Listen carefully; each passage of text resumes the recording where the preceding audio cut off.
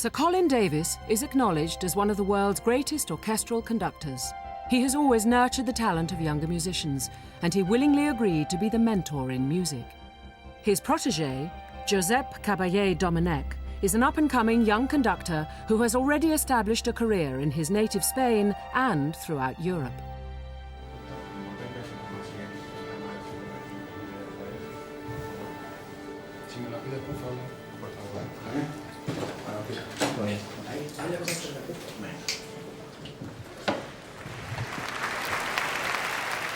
All these words, how do you control an orchestra? You don't. You don't controlling anything. You're allowing things to happen. If you've done your work and you've got some kind of taste, you know what kind of things are allowed.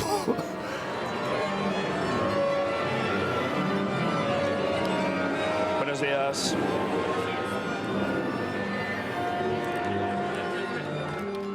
Every orchestra is different, and obviously you are going to do the same work. It's just to transmit them what do you think it's the basis or the feelings of that score or of that piece of music.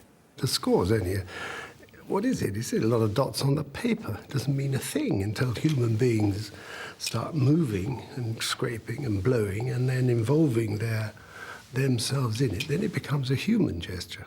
You're working with human people, and you can have all the problems as we have when we deal with human people. And not only all the problems, all the good things as well. Buenos días a todos. Ya. Empezamos con el promenade.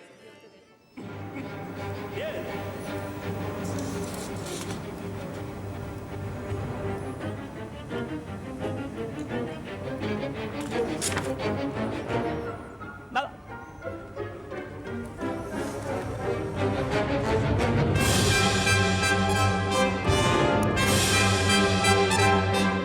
One of the most important jobs for the conductor is to inspire the musicians.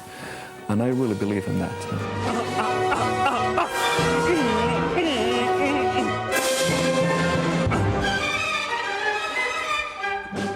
If you think of the whole world as your enemy and the musicians are there to get you, that's no way to go to work, is it? You can, of course, overcome that by being determined to seduce them into a good temper. I mean, why not?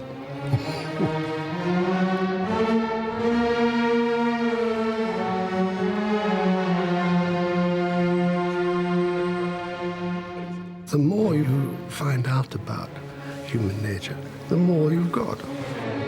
Muy bien, muy bien. So, maybe, in persuading Josep to read a bit of Schiller, it may have started him on a journey. I don't know, one never knows. Today, things didn't go really well with the orchestra, and I was not upset. Possibly I learned that from him. Watch him how he reacts into a certain problem or whatever, There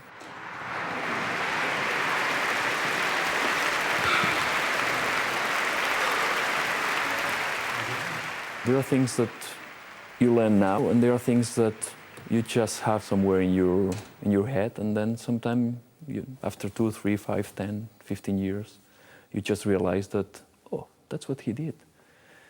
And you don't know. So I think there is an answer, yes, but how much or which things? Thousands of them, the ones that I know now and the ones that I am going to know in 2 years and the ones that possibly I will know in 10 years. Yeah. Music is so odd, isn't it? Because it takes place in time and it has a beginning, a middle and an end, and it's kind of it's an image of one's whole life anyway. But you begin, and towards the end, there's this death puts his hand on your shoulder and says it's time. And the piece comes to an end. And if you look at it that way, it's every time you're doing a piece, your life's on the line too. What you've done with it, what you've understood. Good.